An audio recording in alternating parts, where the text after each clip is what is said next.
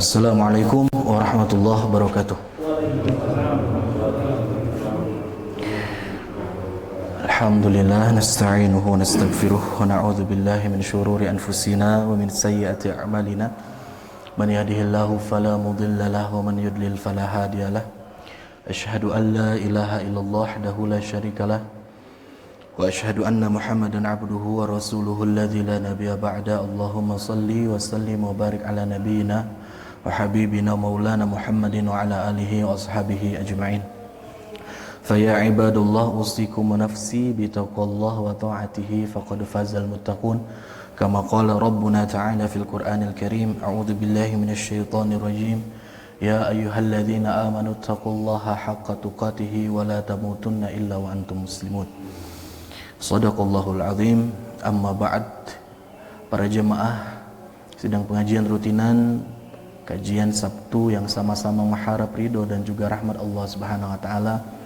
Alhamdulillah, bersyukur kita kepada Allah Subhanahu wa taala karena dengan limpahan kenikmatan, kasih sayang yang tidak pernah terhenti, curahan limpahan fadilah yang begitu banyaknya kepada kita, yang dengan itu kita mampu untuk menjalani aktivitas kehidupan kita setiap harinya, yang dengan rahmat Allah Subhanahu wa taala yang memberikan taufik ke dalam hati kita mampu untuk dimudahkan berjalan kaki dari rumah, mengendari kendaraan menuju masjid yang kita cinta. Mudah-mudahan solat kita termasuk solat subuh yang kita telah laksanakan menjadi amalan solihan mutakabbalan yang diterima sepenuhnya di hadapan Allah. Amin. Salawat serta salam mudah-mudahan selalu tercurah limpah kepada Nabi yang kita cinta, Nabi yang kita rindu, Nabi Muhammad sallallahu alaihi wasallam, kepada seluruh keluarga-keluarganya, sahabat-sahabatnya, tabi'in, pengikut-pengikutnya, dan mudah-mudahan kita termasuk di dalamnya mendapatkan syafaatul uzma nanti di yaumil qiyamah. Amin ya Allah rabbal alamin. Jemaah sekalian, pada pertemuan kali ini kita akan lanjutkan mengenai kajian tematik kita. Sebelumnya kita runtut ya dalam surat-surat yang dalam Al-Quran. Juz 29 sudah rampung. Sebelum masuk ke juz 30 ada salah satu pengantar yang cukup penting yang harus kita sama-sama dalami dan kita maknai, mengenai hal-hal yang menjadi pondasi, hal-hal yang mesti kita upayakan dalam kehidupan kita untuk menggapainya. Yang pertama, jamaah sekalian, tentunya kita berharap kepada Allah agar kita menjadi hamba-hambanya yang bertakwa. Karena begitu banyaknya perintah Allah Subhanahu wa taala kepada orang yang beriman untuk meningkatkan keimanannya sehingga menjadi seorang yang bertakwa. Tidak cukup hanya dengan keyakinan saja, tidak hanya cukup dengan sebuah kepercayaan saja yang kita kuatkan dalam hati walaupun itu adalah hal yang inti, namun kita diperintah juga oleh Allah bagi orang yang beriman untuk menjadi orang yang takwa. Begitu besar fadilah-fadilah yang Allah berikan kepada orang-orang yang bertakwa, sampai-sampai Allah Subhanahu wa taala menjanjikan di dalam surat Al-Qasas ayat yang ke-83, wal 'aqibatu lil muttaqin. Ucapan Allah ini ringkas namun memberikan penjaminan kepada orang-orang yang bertakwa, wal 'aqibatu, dan akhir dari cerita dan akhir dari perjalanan orang-orang yang mendapatkan kebaikan, orang-orang yang mendapatkan kenikmatan yang hakiki di surganya Allah Subhanahu wa taala, lil muttaqin, Allah hanya berikan kepada orang-orang yang bertakwa. Begitupun Allah Subhanahu wa taala menjelaskan dan merinci di dalam Al-Qur'an bahwasanya arduhas samawati wal ard, yang namanya jannah itu batasnya itu arduhas samawati wal ard, sepanjang langit yang Allah bentangkan di dunia ini, dan kita tidak pernah tahu berapa luasnya, betapa sangat luasnya langit ini, wal ard, dan bumi-bumi kita yang Allah ciptakan dengan seluruh galaksinya. Itu adalah salah satu gambaran betapa luasnya surga Allah Subhanahu wa taala. Uiddat lil muttaqin, dan Allah pun siapkan surga yang begitu luas, yang begitu ditanami dengan keindahan itu. Uiddat lil muttaqin, dipersiapkan bagi orang-orang yang bertakwa. Kita pun ketika menjadi orang yang bertakwa, benefit yang kita dapatkan bukan hanya perkara-perkara akhirat, namun perkara-perkara dunia, kehidupan kita keseharian, menjalani kehidupan kita di sini, di alam yang fana ini. Allah pun berikan fadilah yang begitu luar biasa. Wa may yattaqillaha yaj'al lahu makhraja. Allah akan berikan makhraja, tempat keluar berikan solusi, berikan jalan, menguraikan segala masalah-masalah yang kita dapatkan selama kita hidup di dunia, asalkan dengan syarat bertakwa kepada Allah Subhanahu wa taala. Wa yarzuqhu min haitsu la yahtasib. Bukan hanya dicarikan solusi, diberikan jalan keluar, tapi Allah pun memberikan jaminan untuk didapatkan rizki dari arah yang tidak disangka dan tidak diduga-duga. Bahkan ditambah, wa may yattaqillaha wa man yatawakkal 'ala Allah fa huwa hasbuh. Mohon maaf. Dan orang yang bertawakal kepada Allah Subhanahu wa taala, maka Allah menjadi jaminan bagi dirinya, bagi kehidupannya. Luar biasa jemaah sekalian. Benefit di dunia. Di dalam ayat yang lain, wa may yattaqillaha yaj'al lahu min amrihi yusra. Untuk segala perkara urusan-urusannya Allah buat mudah seluruhnya. Untuk orang yang bertakwa. Maka dari itu cita-cita kita yang tertinggi menjadi hamba-hamba Allah yang bertakwa. Mudah-mudahan kita mencapainya. Jamaah sekalian, dan selanjutnya ada perkara yang sungguh luar biasa. Nabi Muhammad SAW dalam periwayatan hadis Imam Muslim memberikan satu petua kepada para sahabatnya. Kata Nabi, wa'lamu, ketahuilah oleh kalian wahai sahabat-sahabatku, annahu lan yanjua ahadum minkum bi'amalihi. Kata Nabi, ketahuilah oleh kalian sesungguhnya la yanjua, tidak akan pernah seseorang di antara kalian selamat dari api neraka bi'amalihi, hanya bermodalkan dengan amal-amalnya saja. Para sahabat mendengar ini penasaran. Kok bisa seperti itu?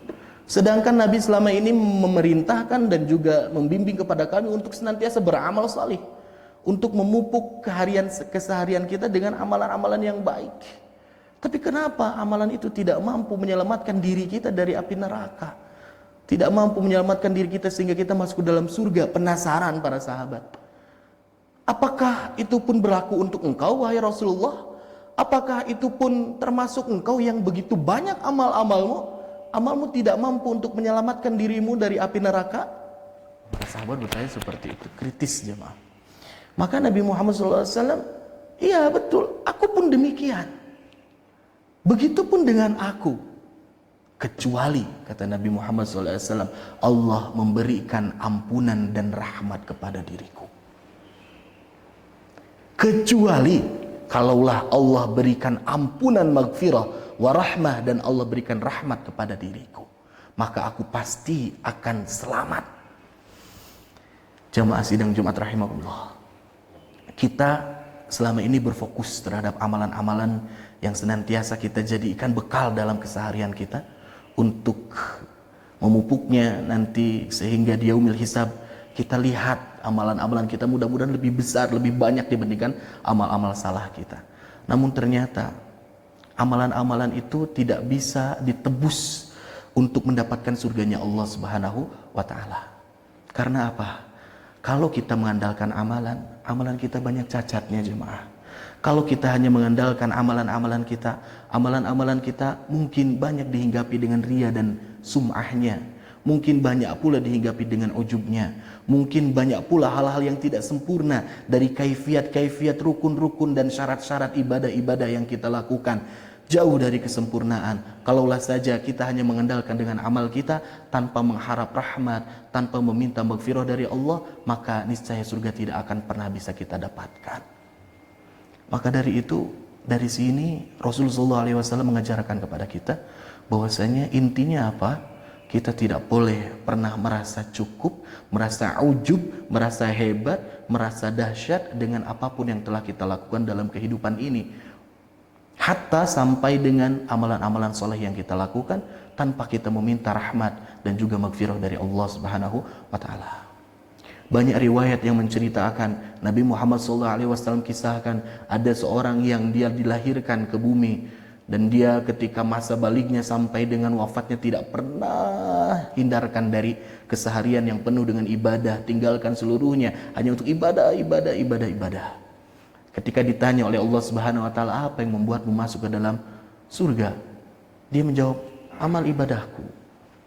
Cukup hanya dengan itu? Iya, karena amalanku. Begitu banyak amalku. Setiap hari aku lakukan ibadah, sholat, ibadah, tidak pernah yang lainnya. Kata Allah Subhanahu wa taala, kalaulah seperti, mari kita hitung dengan limpahan kenikmatan yang Allah beri kepada engkau dan ibadah yang telah engkau lakukan. Dihitung, ternyata dari satu kenikmatan yang Allah beri saja tidak mampu untuk membalas, untuk dibandingkan dengan amalan-amalan yang telah dia lakukan sepanjang hidupnya. Jangankan untuk masuk surga, dari kenikmatan yang Allah berikan di dunia saja itu tidak akan bisa ya untuk melunasi kalau misalkan dihargakan seperti itu, jamaah sekalian. Maka dari itu masuknya kita ke jannahnya Allah Subhanahu wa taala itu dengan tiketnya adalah rahmat. Namun ingat sekali lagi, rahmat Allah Subhanahu wa taala tidak akan pernah diberikan oleh Allah kepada orang-orang yang jauh dari perintahnya, yang senantiasa melakukan maksiat kepadanya. Dalam arti kata lain, kita meminta rahmat Allah, mengundang dan juga menggapai rahmat Allah dengan cara taat kepada Allah. Dan taat kepada Allah Subhanahu wa taala bukan berarti diam. Taat kepada Allah Subhanahu wa taala berarti menjalankan seluruh perintahnya dan menahan diri kita agar tidak terjerumus, agar tidak melakukan hal-hal yang dilarang olehnya. Berarti perlu amal. Tapi amal ini hanya sebagai asbab saja, bukan sebagai tiket. Itu hanya sebagai asbab saja, sebab kita untuk mendapatkan surga itu dengan beramal. Tapi dengan sebab itu kita yang paling penting minta rahmat Allah Subhanahu wa taala. Karena tidak akan bisa setimpal amal kita dengan surga. Mintanya rahmat Allah Subhanahu wa taala dengan cara kita beramal saleh. Dan di dalam teori ini, jemaah sekalian, Islam mengajarkan bahwasanya kita benar-benar harus merasa takluk di hadapan Allah Subhanahu wa taala. Ibadah yang kita lakukan pun kalau Allah tidak berikan taufik dalam hati, kalau Allah tidak berikan rahmat kepada kita, niscaya ibadah ini akan sulit kita lakukan. Kembali lagi, seluruhnya itu karena Allah memampukan kita, bukan karena kita mampu dengan sendirinya. Sidang pengajian jemaah, kajian Sabtu yang Allah rahmati, mudah-mudahan Allah ridhoi. Dan yang menjadi kewajiban kita dan hal penting yang harus kita upayakan adalah meminta ampunan dan rahmat Allah Subhanahu wa taala. Kalau berbicara mengenai maghfirah dan ampunan, Nabi Muhammad sallallahu alaihi wasallam, orang yang telah Allah jaminkan surga berada di genggamannya, yang tidak akan pernah pintu surga itu dibuka melainkan oleh kedua tangannya. Nabi adalah menjadi sosok yang paling banyak beristighfar dan bertaubatnya kepada Allah Subhanahu wa taala. Padahal Nabi sudah dijamin surga. Kata Nabi Muhammad SAW dalam hadis riwayat Imam Muslim, kata Nabi, ya ayuhan nas, wahai manusia, tubu ilallah, taubatlah kalian kepada Allah Subhanahu wa taala. Fa inni atubu ilaihi, karena sesungguhnya aku saja bertaubat kepada Allah fil yaumi, dalam satu hari saja, mi'ata marrah, 100 kali aku bertaubat dan beristighfar kepada Allah Subhanahu wa taala. Di dalam riwayat Imam Bukhari yang sering kita dengar, wallahi, Nabi bersumpah demi Allah, kata Nabi, inni atubullah wa la astaghfirullah, aku istighfar, aku bertaubat kepada Allah fil yaumi, dalam satu hari, aktsara min 70 marrah, itu lebih dari 70 kali, tidak pernah kurang dari 70 kali beristighfar dan meminta ampun kepada Allah. Lah kita yang belum Allah jaminkan surga, dan kesalahan-kesalahan kita pun kita masih banyak sekali melakukannya. Baik kesalahan-kesalahan yang mungkin kita sadar sendiri itu adalah salah, tapi kita tetap saja tabrak, atau kesalahan-kesalahan yang yang mungkin kita tidak sadari betapa banyak kesalahan kita itu, dan sedikit sekali mungkin istighfar kita kepada Allah Subhanahu wa taala. Ya, yakinlah insya Allah kalau jamaah di sini setiap selesai sholat istighfar 3 kali, 3 kali 5, 15 kali. Tuh Pak, masih kirangnya sabraha kepada batas minimal yang 70 itu. Kalau kita nominalkan, jemaah sekalian, maka menjadi orang yang paling banyak istighfarnya kepada Allah Subhanahu wa taala. Penting ini maghfirah. Bagaimana nasib seorang manusia yang telah meninggal dari dunia ketika dia pulang ke hadirat Allah tanpa memegang maghfirahnya? Sungguh sangat nelangsa, sungguh sangat malang, sungguh sangat berat nanti alur kehidupannya di yaumil akhirah. Sampai-sampai Nabi Muhammad SAW jamaah senantiasa dan selalu ketika sudah min dafnil mayyit, sudah menguburkan mayit itu sudah dikuburkan dengan sempurna, pada saat itu Nabi mengumpulkan para sahabat dan orang-orang yang berada di situ, mendekat dan berdiri Dan Nabi Muhammad SAW mengungkapkan, istaghfiru li akhikum, istaghfiru li akhikum, istaghfiru li akhikum. 3 kali diulang-ulang. Istaghfiru li akhikum, mintakanlah maghfirah, ampunan untuk sahabat saudaramu ini yang telah meninggal. 3 kali, mintakanlah maaf, ampunan, maghfirah untuk sahabat dan saudaramu ini yang telah meninggal kepada Allah. Ditekankan, karena maghfirah ini adalah hal yang penting ketika kita kembali menuju Allah Subhanahu wa taala. Dilanjutkan oleh Nabi, was'alu lahu tatsbit, dan mintakanlah kepada Allah agar Allah kuatkan tekadnya, agar Allah teguhkan dirinya. Fa innahul ana yus'al, karena pada saat ini sungguh seseorang ini sedang ditanya. Gitu jamaah sekalian. Penting ini maghfirah. Sangat penting. Saya pernah beberapa bulan yang lalu, mungkin setahun yang lalu, jamaah kita, kalau tidak salah Pak Haji Agus Supraptomo pernah bertanya, Nabi Adam alaihissalam dikeluarkan dari surga itu hanya dengan melakukan satu kesalahan saja. Dengan satu kesalahan saja sudah bisa membuatnya keluar dari surga gitu. Apakah Allah tidak memaafkan ataupun Allah tidak memberikan maghfirahnya sehingga Allah maafkan saja, padahal cuma satu kesalahan gitu kan. Nah, jadi memang dalam sejarahnya, historisnya, Nabi Adam diciptakan oleh Allah dan ditempatkan, dan juga pasangannya Siti Hawa itu di jannah, di dalam surga. Dan ternyata jannahnya itu adalah jannah yang tidak sama, kata para ulama, nanti dengan jannah yang akan ditempati oleh orang-orang yang bertakwa, oleh kita orang-orang muslim insyaallah. Karena di jannahnya yang diberikan kepada Nabi Adam, Allah berikan satu pantangan, satu larangan. Dan ternyata larangan itu ya, larangan itu dilanggar oleh Nabi Adam. Kenapa Nabi Adam dikeluarkan hanya dengan satu larangan? Karena larangannya juga cuma satu, Pak. Makanya dengan hal itu Allah Subhanahu wa taala sudah peringatkan sebelumnya, wala taqrabu hadhihi sajarah, jangan dekat-dekati nih pohon ini nih.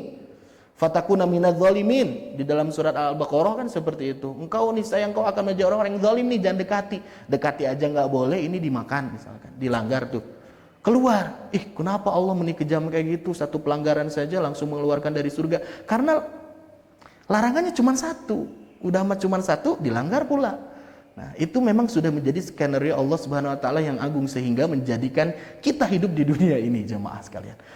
Cuman yang harus kita sama-sama regepkan, yang harus sama-sama kita renungkan, dengan satu kesalahan saja yang Allah Subhanahu wa taala tidak maafkan akan membuat seseorang itu tidak mendapatkan surga. Bagaimana dengan kita yang penuh dengan kesalahan dan dosa ini?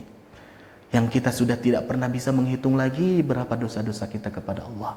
Yang mungkin kita sudah pusing sekali kalau kita disuruh untuk cok di awal balik sampai ke ayeuna. Salat pernah bolong seberapa kali, moal ka etang. Moal ka etang teh data anu bolongna Pak Asep. Untuk itu, ya memang ya Allah banyak sekali dosa-dosa kita. Apakah diri kita layak untuk dimasukkan ke dalam surganya Allah Subhanahu wa taala atau tidak? Itu pertanyaan yang besar yang harus kita sama-sama renungkan dalam kehidupan ini, jemaah sekalian.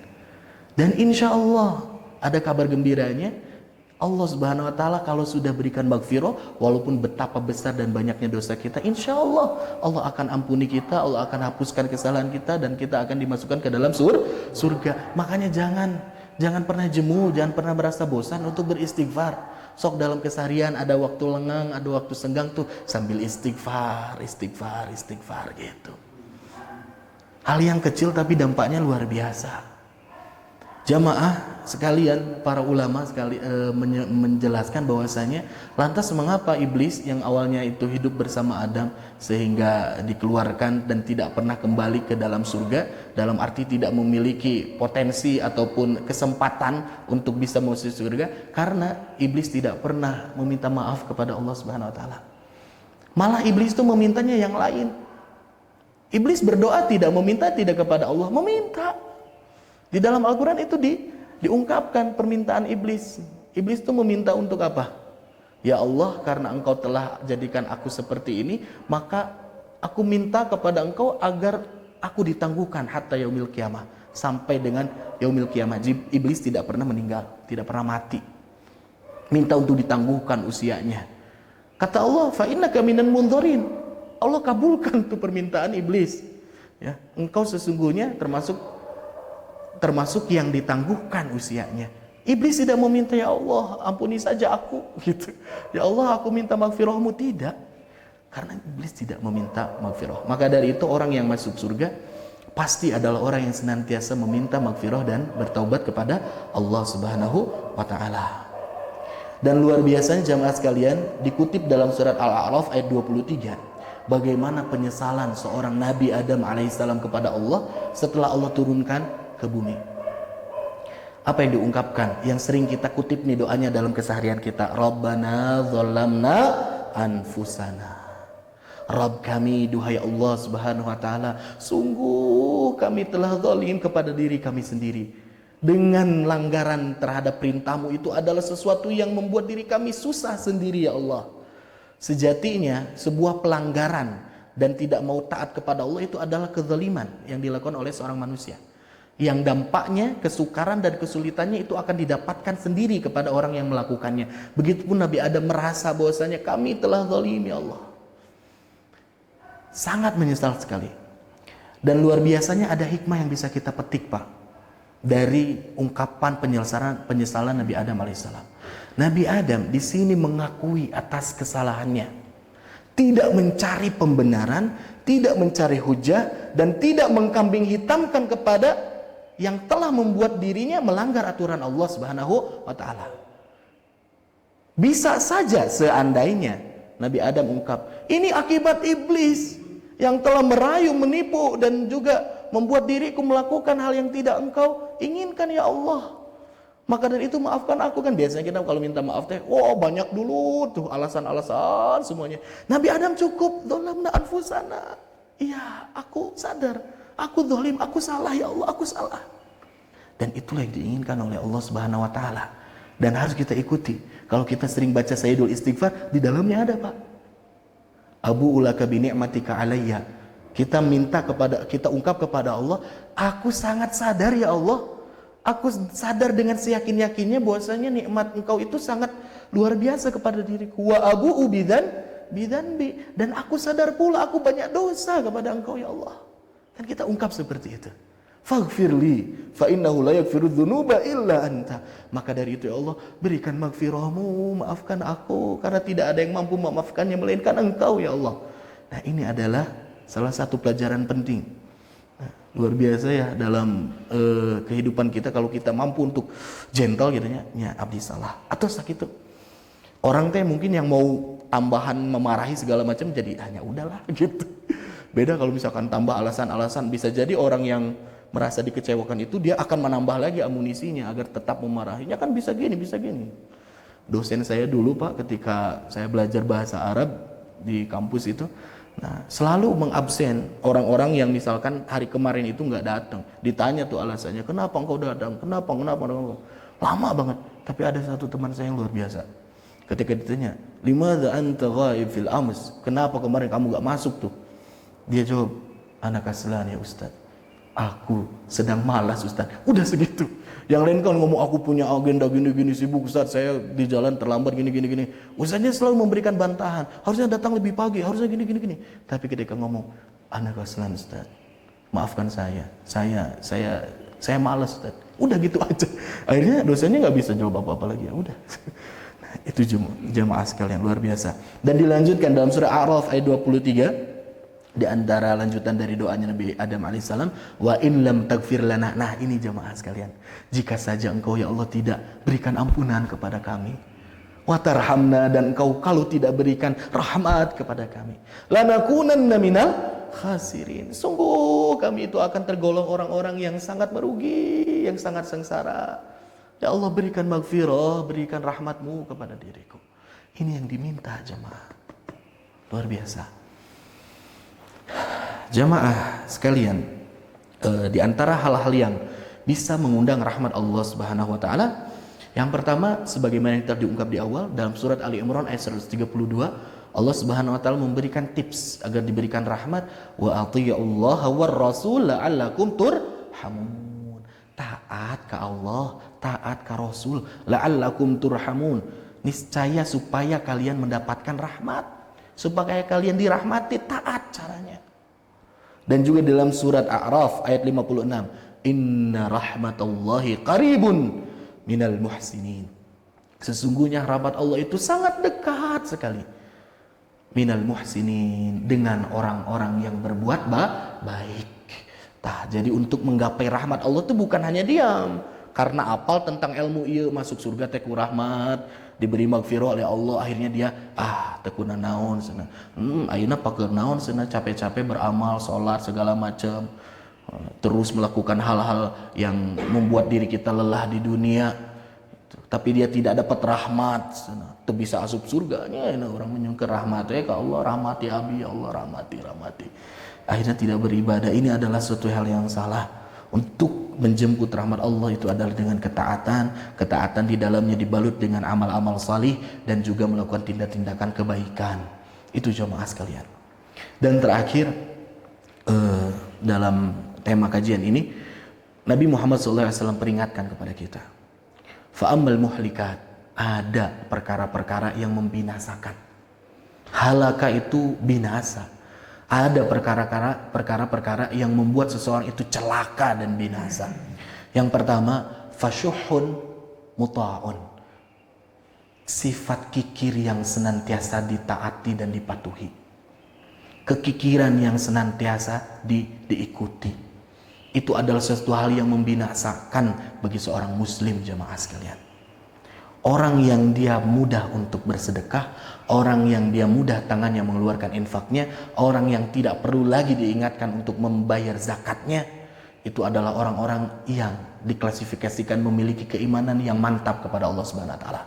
Maka ketika orang masih sulit untuk berinfak, masih sulit mengambil sedikit dari harta yang Allah titipkan kepada dirinya untuk didermakan di jalan Allah, maka sejatinya dia mungkin belum bisa merasa yakin 100% kepada Allah Subhanahu wa taala. Kenapa bisa seperti itu?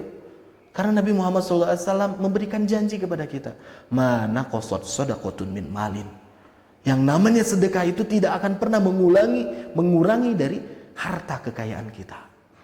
Kalau ada orang yang kikir dia karena takut hartanya habis, berarti dia tidak percaya dengan sabdanya Nabi Muhammad SAW. Ketika seseorang dia berzakat, Allah janjikan yarbu, bahwasanya hartanya itu akan terus berkembang, terus produktif hartanya itu kalau dengan berzakat, kalau dengan berinfak dan bersedekah. Begitu keras ancaman Allah Subhanahu wa taala bagi orang-orang yang tidak mau membantu terhadap saudaranya. Dalam perkara ini pun memberi sedekah kepada orang yang membutuhkan. Diungkap dalam surat yang sering kita baca, jamaah sekalian. Surat Al-Maun, ara'aital ladzi yukadzibu bid-din, orang yang mendustakan agama, dirinci tuh. Indikator yang kelima adalah wayamna'unal ma'un, orang yang enggan untuk memberikan bantuan, orang yang enggan untuk memberikan santunan, orang yang enggan memberikan pertolongan kepada sahabatnya, kepada keluarganya, kepada saudara-saudaranya. Maka ini pun akan menjadi suatu hal yang membinasakan. Kalaulah misalkan kita mengumpulkan harta kita, terus dikumpulkan, bisa jadi kita pun tidak merasakan harta yang kita jerih payahkan, usahakan itu 100%. Ketika kita meninggal, harta itu jadi rebutan untuk ahli waris kita. Maka dari itu Nabi ungkapkan, yang disebut milik itu, dia disebut rizki itu, apa yang engkau makan sampai habis, apa yang engkau pakai sampai dia lapuk, apa yang engkau sedekahkan sampai engkau dapatkan hasilnya di hadapan Allah Subhanahu wa taala. Itu sejatinya rizki bagi seorang hamba itu. Kalau kita memiliki sesuatu yang mungkin belum kita pakai tapi sudah ada di lemari, bisa jadi itu bukan milik kita, bisa jadi belum rizki kita. Yang rizki kita yang kita pakai tuh ke masjid setiap hari itu, yang sudah mulai lapuk oleh waktu karena sering dipakai, itu rizki. Yang kita makan cukup eta, nu ada di tabungan belum tentu. Walaupun saldonya atas nama siapa? Atas nama kita, belum tentu. Bisa jadi pada saat itu kita meninggal, udah bukan milik kita lagi. Itu jemaah sekalian. Dan penyesalan orang-orang yang dimasukkan oleh Allah ke dalam neraka itu, mereka itu menyesalkan. Kalaulah bisa dikembalikan ke dunia sedikit dan sebentar saja, fa'asaddaqa, pasti aku akan bersedekah. Tuh mintanya seperti itu. Maka dari itu singkirkan rasa kikir di dalam hati. Apalagi yang lebih parah, kikir terhadap diri sendiri. Gitu jemaah. Jangankan untuk kepada orang lain, terhadap diri sendiri pun kikir gitu. Ada yang seperti itu gitu.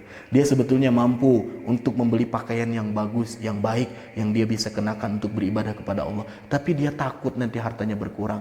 Kalau beli ini nanti berkurang harta saya. Kalau beli ini berkurang. Padahal itu menunjang untuk ibadahnya kepada Allah Subhanahu wa taala. Dan itu boleh tidak kita memakai pakaian terbaik? Bagus, itu boleh.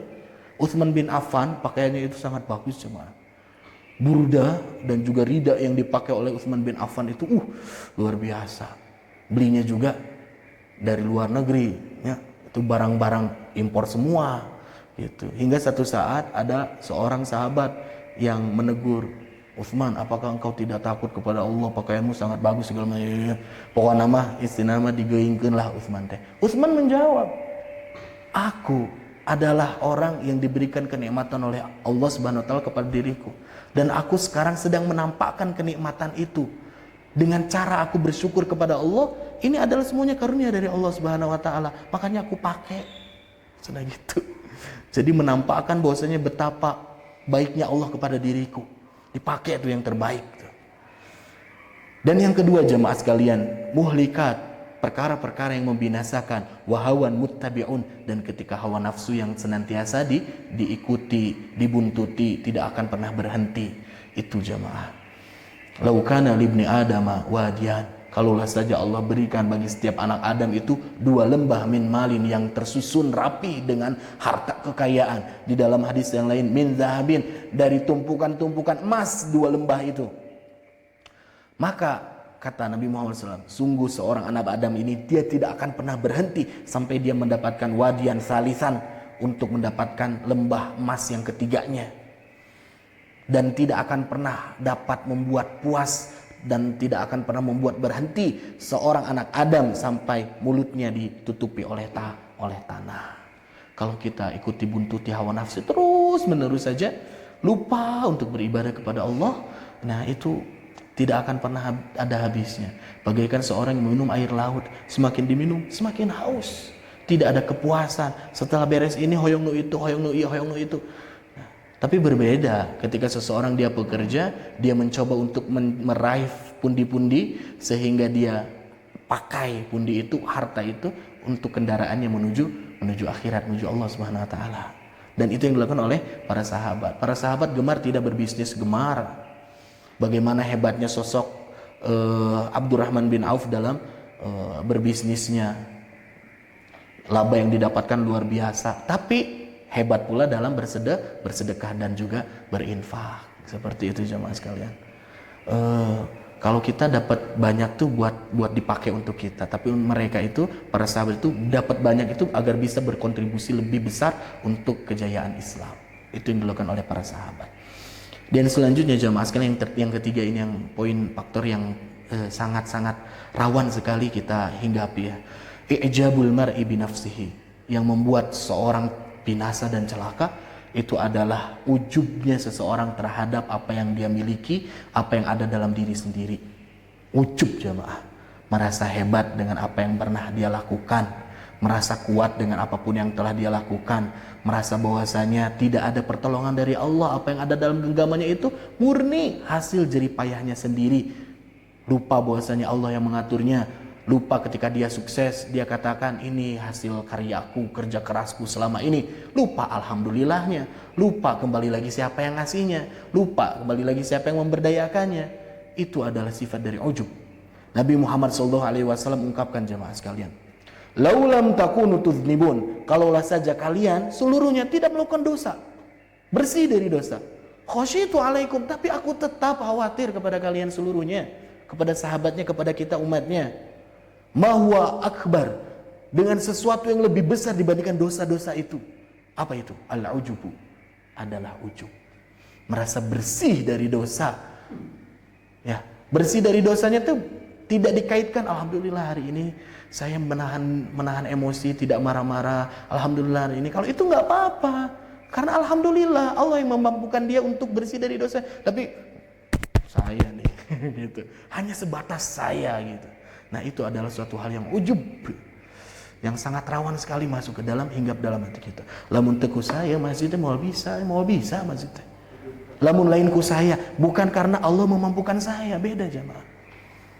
Gitu kan? Ada ungkapan seorang trader muda yang belakangan ini dipanggil oleh kepolisian ya. Tah eta orang Bandung deh Pak. Ayo orang Medan, pokoknya banyak lah. Sekarang dia sedang bermunculan kan. Dia beli segala sesuatu. Jam tangan saya nih ini 7 miliar. Baju saya, jaket saya 15 juta. Celana saya ini berapa juta gitu. Topi saya ini Gucci 15 juta. Totalnya berapa? Berapa miliar. Murah banget. Kan ngomongnya gitu. Hingga akhirnya ditanya. Ada tuh dalam satu podcast. Ini geram juga ya kita mendengarnya. Duka eta teh wallahu alam muslim atau sanes ya. Gimana kalau misalkan nasib abang diganti sana oleh Tuhan jadi miskin gitu. Enggak mungkin. Saya enggak mungkin miskin sana. Tuhan saja bingung kepada saya sana gitu. Bingung nak kunaon sana. Saya kalau udah foya-foya, kalau udah main-main, udah ngabisin duit banyak-banyak nih, saya langsung sedekah sana. Makanya ketika Tuhan mau miskinkan saya langsung sedekah. Tuhan saja jadi bingung kepada saya gimana takdir saya.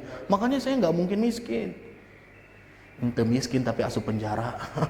Terus asup penjara disita pisan, bukan miskin lagi, itu jadi fakir. Nah, luar biasa jemaah. Sekarang tantangan hal yang seperti ini. Ujub itu seakan-akan menjadi suatu hal yang dipertontonkan ya. Ada acara-acara TV itu kan apa sahabat Miss Queen apalah pokoknya.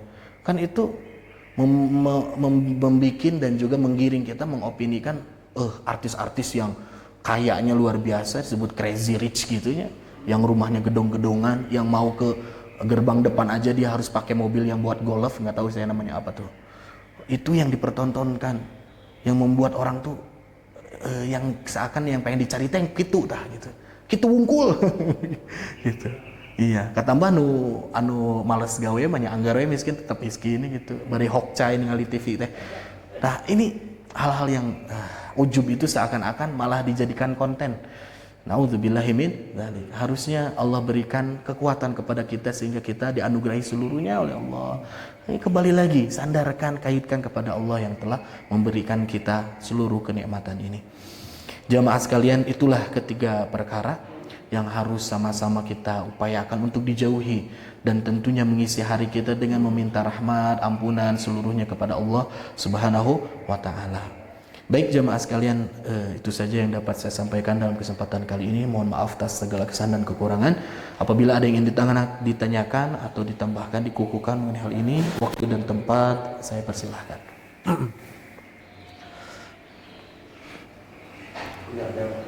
Kalau ada biar ada manis-manisnya gitu Pak. Iya, asal jangan le mineral ya Pak ya. Ya, sepi-sepi aja kalau katanya. Seolah-olah Pak Ustadz dari hati pada saya perhatikan Pak ya. Terkait dengan tadi pertanyaan yang sebelumnya katanya Pak Agus nanya apakah Adam itu turun ke dunia karena berdosa Pak ya. Pada hari-hari ini hari Sabtu sebenarnya bersama Pak Agus tempat kita bertafakur. Setelah saya bertafakur, kematian turunnya Adam ke dunia itu bukanlah karena dosa, Pak. Sebab kalau ini karena dosa, ini yang justru manfaat ini yang dipakai oleh umat Kristen untuk membenarkan keimanannya, Pak. Karena salah saya berpikir, karena sebelum Nabi Adam diciptakan, Allah itu sudah memberitahu kepada malaikat, ya. Jadi kenapa Adam berbuat dosa, Pak? Itu kenapa Adam berbuat dosa kemudian turun ke dunia? Jadi turun ke dunianya itu sudah skenario Allah, Pak. Bukan karena dia makan buah koli itu. Nah, kita dulu, Pak. Ini cara berpikir aja, Pak. Contoh sederhana dalam kehidupan kita sehari-hari, ya. Dibilang jangan merokok, kemudian dia mati, apakah dia dapat dikatakan mati karena merokok? Secara tahu dia nggak bisa kan? Jadi Nabi Adam turun ke dunia, dia berbuat salah, itu hanya salah satu alasan gitu Pak, alasan gitu Pak. Sebab Allah sudah menjanjikan, saya yakin, hakul yakin ya, kalaupun Adam tidak berbuat salah, ya, dia tetap akan diturunkan ke dunia. Karena Allah mengatakan di dunia kamu hidup, di dunia kamu mati. Nah ini yang mungkin harus kita pahami, sehingga kalau kita mengatakan Adam itu bersalah juga, kita sudah menghujat Adam, Pak, saya kira, Pak. Nah ini cara berpikir saya, mungkin tolong dikoreksikan berpikir saya salah atau benar. Karena kalau saya merokok, saya mati merokok, padahal bukan mati, saya memang harus mati, Pak. Bukan saya merokok, tapi alhamdulillah saya nggak merokok, Pak, jadi nggak mati. Terima kasih, Pak. Iya, terima kasih, Pak Zainal. Dalam sudut pandang yang lain untuk menyelamatkan posisi Nabi Adam alaihissalam agar tidak di ihtikor, ya, dalam arti tidak dihinakan karena melakukan dosa, itu adalah dengan tafsiran dan bayan sebagaimana diungkap oleh Pak Zainal. Namun jamaah sekalian, kalau kita cermati di ayat selanjutnya, di ayat 38, fatalaqa rabbuha bikalimatin fataba alaihi. Kalaulah misalkan Nabi Adam tidak melakukan salah, maka kenapa ada ayat 38? Kata Allah Subhanahu wa taala, maka Allah berikan beberapa kalimat kepada Nabi Adam, fataba alaihi, dan Allah menerima taubatnya Nabi Adam. Kenapa ada taubat kalau misalkan tidak ada kesalahan? Maka kalau melihat dari konteks dalam Al-Quran, tidak bisa dipungkiri apa yang dilakukan oleh Nabi Adam itu merupakan sesuatu kesalahan, suatu dosa yang ditaubati sendiri oleh Nabi Adam. Namun proses dan asbab, salah satu asbab yang membuat Nabi Adam turun ke bumi itu adalah dengan yaitu melanggar aturan tadi. Namun bukan berarti kita menjadi ihtikor kepada posisi Nabi Adam, bukan berarti merendahkan Nabi Adam melakukan dosa segala macam ini enggak. Nah, itu adalah satu pembelajaran yang bisa kita ambil hikmah di dalamnya, Pak. Dan juga kalau misalkan pertanyaan tadi dikaitkan dengan ada orang perokok dan dia mati, bisa nggak disebut dia mati karena merokok? Ya bisa jadi, merokok itu adalah salah satu asbab syariatna, bahasa Sunda mah gitu. Nah, bisa jadi maut. Karena Allah Subhanahu wa taala sudah membuat sistem, ada sunnatullah yang sudah tidak pernah bisa dilepaskan lagi adanya sebab akibat. Ya. Jadi tidak ujuk-ujuk sekonyong-konyong Nabi Adam diturunkan, maka ada asbabnya, ada sebabnya, dan itu adalah menjadi salah satu sebab. Nah, terlepas dari hal ini, mengenai bayan yang tadi Bapak jelaskan, itu pun saya sudah dapatkan beberapa para ahli, para ulama pun mengungkapkan dengan hal itu.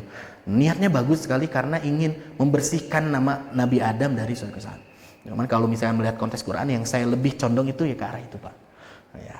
Allahu a'lam bishawab. Terima kasih jamaah sekalian. Ada yang ingin tambahkan lagi, Pak? Ya, saya rasa cukup ya. Alhamdulillahirabbil alamin. Kita tutup saja dengan bacaan doa kifaratul majelis bersama-sama. Subhanakallahumma bihamdika asyhadu an la ilaha illa anta astaghfiruka wa atubu ilaik. Dan kita meminta bersama kepada Allah, mudah-mudahan Allah berikan magfirah dan rahmat kepada kita dengan sempurna. Amin ya Allah rabbal alamin. Rabbana dzalamna anfusana wa illam taghfir lana wa tarhamna lanakunanna minal khasirin. Allahumma ighfir lil mu'minina wal mu'minat wal muslimina wal muslimat al ahya'i minhum wal amwat innaka sami'un qaribun mujibud da'wat faya qadiyal hajat. Rabbana hab lana min azwajina wa dhurriyyatina qurrata a'yun waj'alna lil muttaqina imama. Dan kita doakan sahabat kita, jamaah kita, kerabat kita yang sedang ditimpa ujian oleh Allah dengan sakit, mudah-mudahan Allah segera untuk berikan kesembuhan, terkhusus bagi Bapak Haji Hilman Nurfai, mudah-mudahan Allah berikan kesembuhan. Amin ya Allah rabbal alamin. Allahumma rabban nas adhibil ba'ts washfi wa anta syafi la shifaa illa shifaa'uka shifaa'an la yughadiru saqaman. Rabbana atina fid dunya hasanah wa fil akhirati hasanah wa qina adzabannar. Wassalamu alaikum warahmatullahi wabarakatuh.